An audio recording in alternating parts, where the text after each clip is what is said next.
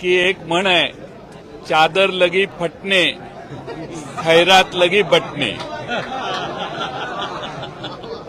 चादर फट गई है और इसीलिए खैरात बांटने की कोशिश हो रही है।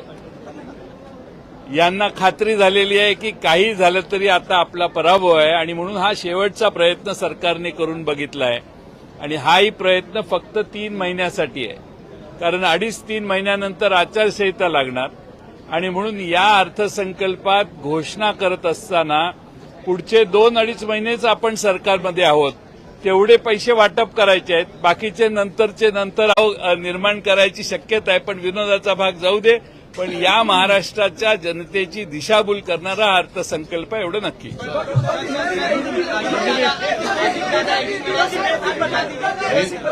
एक ही जयंतराव जी ने जो कहा वो एक ही लाइन हिंदी के